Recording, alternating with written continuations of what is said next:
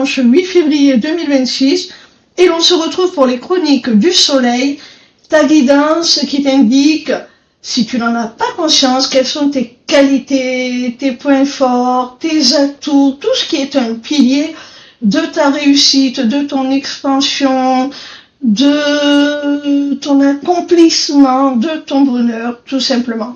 Cette semaine, j'ai effectué mon tirage avec l'oracle Jane Austen. La première carte que j'ai tirée s'intitule Le refus et elle a pour message dire non peut être une source de force et de nouvelles perspectives. Cette carte, elle nous indique que ce qui est un atout pour toi, c'est de savoir quand il le faut te prioriser, poser tes limites et refuser ce qui va à l'encontre de tes intérêts.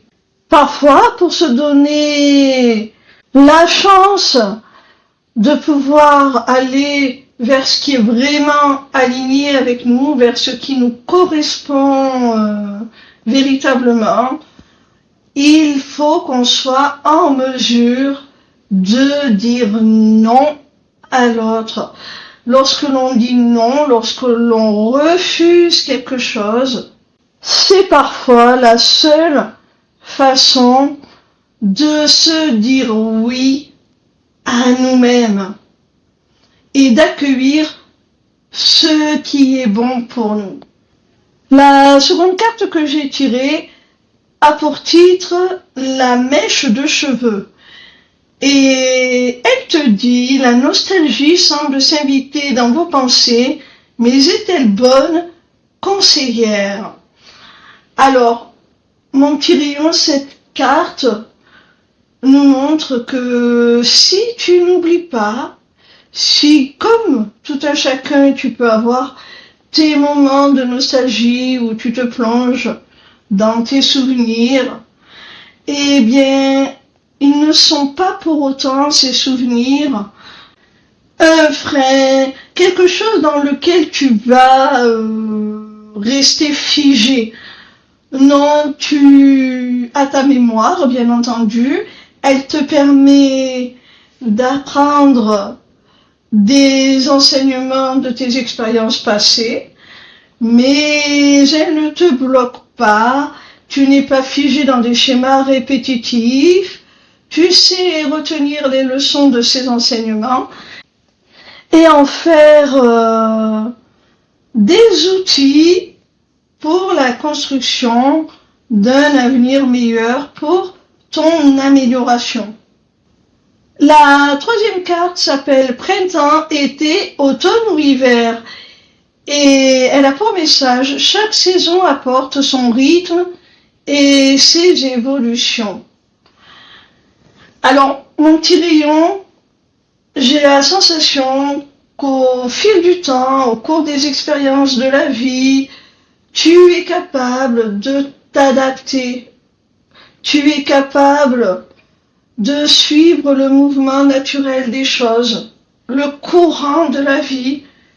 Il y a des choses contre lesquelles on ne peut rien, et toi tu le sais, tu l'as compris, et tu t'adaptes en lâchant prise sur ce que tu ne peux contrôler.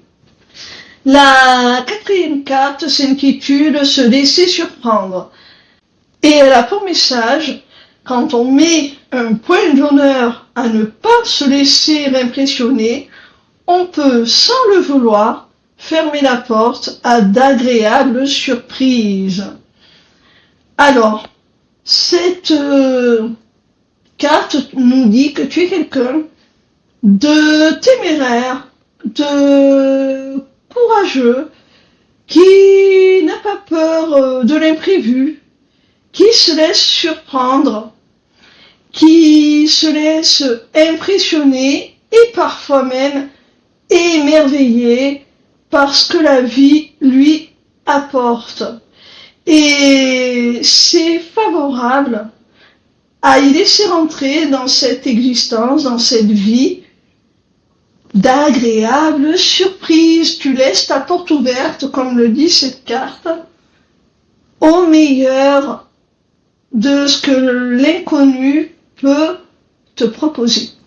La cinquième et dernière carte s'appelle double jeu. Et elle te dit certaines attentions à votre égard ne sont pas désintéressées.